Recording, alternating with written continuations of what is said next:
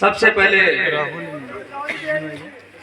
एक जयकारा लगाना है ताकि ऐसा लगे, सभी को बोलना है भाई, ताकि दूर दराज में ऐसा लगे कि देश में कोई रेगर जाति के सरदारों की बहुत बड़ी सत्संग संत महात्माओं के सानिध्य में चल रही है।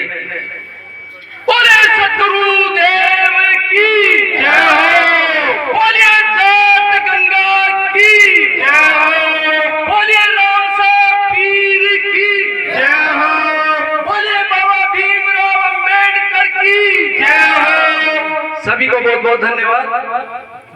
आज की इस भवसागर से मानव जीवन का उद्धार करने वाली सत्संग गंगा के में विराजमान आज की सत्संग के मुख्य अतिथि, आज की सत्संग की अध्यक्षता कर रहे संत महात्मा और जो भी संत महात्मा हमारे विराजमान बीच में विराजमान है, उन सबको मैं साष्टांग दंडवत करते हुए दूर दराज से सत्संग रूपी आनंद का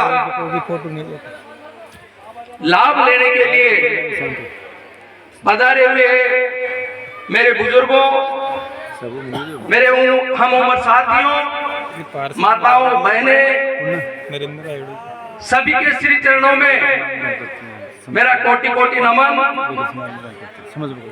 हमारे आराध्य बाबा रामदेव जी के चरणों में मेरा नमन और हमारे आदर्श, हमारे प्रेरणा पुरुष, जिनकी बदौलत हमारी बेड़ियां कटी, गुलामी की बेड़ियां कटी, ऐसे बाबा भीमराव अंबेडकर को मैं नमन करता हूं। सबसे पहले यहाँ के स्थानीय पंचों, ग्राम देश के सकल पंचों, जिन्होंने अपनी खून पसीने की कमाई से, अपनी मेहनत की कमाई से हम सबको एक आज ये सौभाग्य दिया, हम सबको यहाँ रूबरू होने का अवसर प्रदान किया और इस सत्संग का लाभ लेने के लिए हम सबको यहाँ इकट्ठा होने का अवसर प्रदान किया। उन पंचों के चरणों में मैं नमन करता हूँ। सम्मानित समाज बंधुओं, हमारा समाज वर्षों से शोषित और पीड़ित रहा है। इस समाज के ऊपर कई सामंतवादी ताकतें आज भी अत्याचार करती है, क्योंकि बाबा साहब भीमराव अंबेडकर के दिए गए कानून की बदौलत आज हमारे समाज के लोग अच्छा खा रहे हैं, अच्छा कपड़ा पहन रहे हैं, हमारे बच्चे अच्छी स्कूल की शिक्षा ले रहे हैं। तो वो शिक्षा, वो हमारे अच्छे कपड़े, आज हमारी माता बहनें अच्छे कपड़े पहन रही है, तो वो उन सामंतवादी ताकतों को बर्दाश्त नहीं हो रहा है, वो सहन नहीं हो रहा है। आज हमारे बच्चों की जब बारात निकलती है तो वो हम हमारी खून पसीने की कमाई से जब हमारे बच्चे की शादी करते हैं तो हम हंसी खुशी में डीजे लेके जाते हैं। आप देखते हो आए दिन हमारे बारात के ऊपर बारातों पे हमले किए जाते हैं, हमारी बहन बेटियों की इज्जत को तार तार किया जाता है। और ये सब कुछ इसलिए हो रहा है कि कहीं न कहीं हम संगठित नहीं है, हमारे में बिखराव है, हमारे में सहनशीलता नहीं है। किसी गांव में अगर इस प्रकार की घटना घटित होती है तो हम एकजुट होकर के उसका मुकाबला नहीं करते हैं।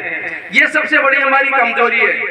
एक माँ के गर्भ से जन्म लेने वाले भाइयों में भी लड़ाई झगड़ा होता है, लड़ाई झगड़ा कभी बंद नहीं होगा, लेकिन इसका मतलब नहीं कि जब हमारे समाज की आन बान शान और उसकी प्रतिष्ठा अगर खतरे में हो तो हम एक दूसरे की तरफ देखें। ये हमारी जिम्मेदारी बनती है। हम जब पढ़ते थे तो एक प्रार्थना बोलते थे कि जिस देश जाति में जन्म लिया बलिदान उसी पे हो जाए। ये अगर ईश्वर ने हमारे को ये शरीर दिया है तो गीदड़ की तरह जीवन जीने के लिए नहीं दिया, शेर की तरह जीवन जीने के लिए दिया। इस संसार को छोड़कर सबको जाना एक दिन, लेकिन अगर हमें मरना है तो शेर की तरह मरना है, गीदड़ की तरह मरने में कोई फायदा नहीं है। अगर जो जाति हमारे ऊपर जुल्म कर रही है, हमारे ऊपर अत्याचार कर रही है, हमारे ऊपर अन्याय कर रही है, उन जातियों के 4 हाथ और 4 पैर नहीं है, वो जातियां भी हमारी तरह 2 हाथ और 2 पैर है। अगर कमी है तो सिर्फ हमारे अंदर आत्मबल नहीं है, हमारे अंदर आत्मविश्वास नहीं है, हमारे अंदर ताकत तो है, लेकिन हम उस ताकत का इस्तेमाल नहीं करते हैं। हम एक दूसरे को नीचा दिखाने में लगे हुए हैं। इसलिए मैं आज ये सत्संग गंगा है, मुझे ज्यादा नहीं बोलना चाहिए, लेकिन मैं आपको जिलाध्यक्ष होने के नाते निवेदन करता हूँ, समाज में जहां भी किसी प्रकार का कोई अन्याय अत्याचार होगा, हमारी टोक महासभा हर जगह पहुंचने का प्रयास कर रही है। आप देखते हो, उसका ज्ञापन देने का प्रयास कर रही है। और आज आपके सामने मैं घोषणा करके जा रहा हूं, आपको विश्वास दिला के जा रहा हूं, कुछ समय बाद में मैंने एक मानस बनाया है, मेरी टीम ने एक मानस बनाया, एक विचार किया है कि महासभा घर द्वार कार्यक्रम जल्दी शुरू करने जा रहे हैं। आपको सरकारी योजनाओं की जानकारी आपके गांव में आएंगे।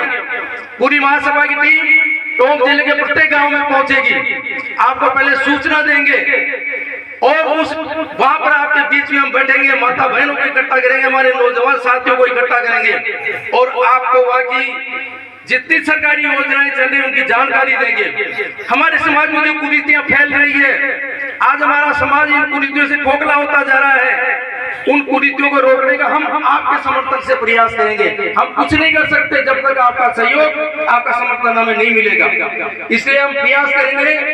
मैं ज्यादा इस मौके पर कुछ नहीं, इतना ही निवेदन करूंगा कि हम सबको संगठित होकर के मुकाबला करना है।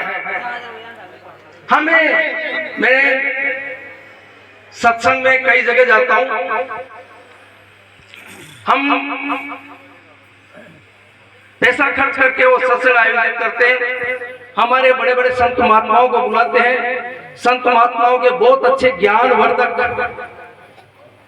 प्रेरणादायक प्रवचन होते हैं, उपदेश होते हैं, लेकिन बड़ा दुर्भाग्य है कि हम यहाँ बैठते हैं, जब तक उनको कितना सुनते हैं कितना नहीं सुनते हैं हम सब अपने ऊपर निर्भर करता है, लेकिन हम जीवन में कितना उतारते हैं ये सबसे बड़ी महत्वपूर्ण बात है।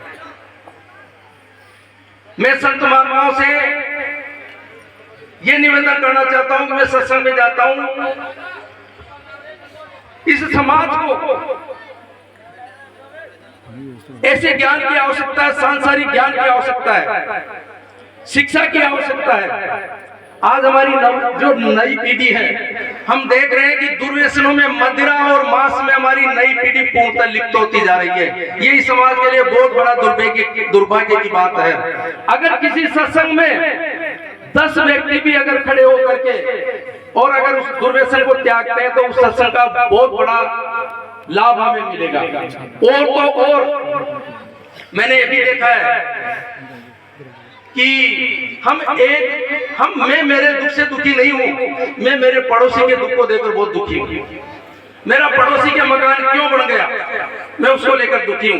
इसलिए मेरा एक निवेदन है, अभी एक हमारे संचालक महोदय बहुत अच्छी बात बता रहे हैं, ईर्ष्या और द्वेष इस समाज में इस कदर फैल गया कि वो एक दूसरे का पतन करने पे उतारू हो रहे हैं। इसके इंदिरा आवास आ गया साहब, इसके प्रधानमंत्री आवास आ गया, इसका कटना चाहिए और मेरा नाम जोड़ना चाहिए। क्यों भाई, ऐसा क्यों? ये क्यों नहीं कहते इसको तो मिल रहा है, मुझे भी मिलना चाहिए। जब तक ये सोच हमारी नहीं होगी कि इसको मिले लेकिन मुझे भी मिलना चाहिए, तब जाकर के हमारा समाज आगे बढ़ेगा। मैं 31 जुलाई 2023 को जिला परिषद में वरिष्ठ लेखाधिकारी पद से सेवानिवृत्त हुआ हूं। मुझे इस टोंक जिले की प्रत्येक ग्राम पंचायत, आपके देश में मैं कई बार आके गया हूं, आपकी पंचायत में आके गया हूं, कई बार आया हूं, तो मुझे ये अच्छी तरह अनुभव है कि हम एक दूसरे को, अगर इस सत्संग में सब व्यक्ति जितने बैठे हैं, भाई दारू मीट में तो क्या है, लोगों को ये सोचना पड़ता है साहब मेरा तो खाने का आनंद ही खत्म हो रहा है, मेरा तो पीने का आनंद ही खत्म हो रहा है। लोगों की ये सोच है।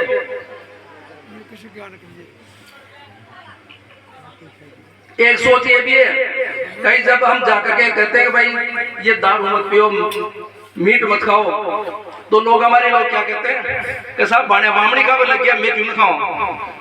यानी देखो आप कितना हास्यास्पद जवाब है कि साहब बाणे बामणी खा रहे थे, मैं क्यों खाऊं। अरे भाई बढ़िया ब्राह्मण तो रोज के 2000 रुपए कमा रहे हैं, आप कौन से 2000 रुपए कमा रहे हो। अगर वो 2000 रुपए कमा करके और 500 रुपए भी खर्च कर दे तो उनके कौन सा फर्क पड़ता है। अगर हमें पैसा खर्च करना है तो शिक्षा पे खर्च करना है। अगर आप आज अगर ये मैं यहाँ बोल रहा हूँ तो उस बाबा साहब भीमराव अम्बेडकर की दी हुई शिक्षा की बदौलत बोल रहा हूँ, वरना ये शंकरलाल लातीवाल कहीं कहीं जूती गांठ रहा हूँ। ये शंकरलाल लातीवाल कहीं कहीं चमड़े का काम करता, आज ये कपड़े पहन के यहाँ नहीं आता आपके बीच में। इसलिए मेरा ये निवेदन है कि हम ये जो मदिरा मांस जिनसे राजाओं की जागीरी जा चुकी है, आप और हमारी तो क्या औकात है, आप और हमारे पास में है क्या चीज जो हम इसको जो है उसको हम खत्म कर रहे हैं। बहुत बहुत ज्यादा बोल रहा हूं मैं, इसलिए मैं अंत में आप लोगों ने या बुला करके जो मान सम्मान दिया, मुझे दिया, मेरी टीम को दिया, उसके लिए मैं आपका बहुत बहुत आभारी रहूंगा। और एक चीज और निवेदन कर रहा हूँ, किसी भी समाज बंधु के ऊपर अगर किसी जाति के द्वारा कोई अन्याय अत्याचार किया जाता है, वो कृपया सीधा महासभा से संपर्क करें। ये महासभा उसके घर पे आएगी, ये महासभा उसके लिए प्रशासन से लड़ेगी, जहाँ भी लड़ना होगा ये महासभा लड़ेगी। ये मैं आपको विश्वास दिला के जा रहा हूँ। अब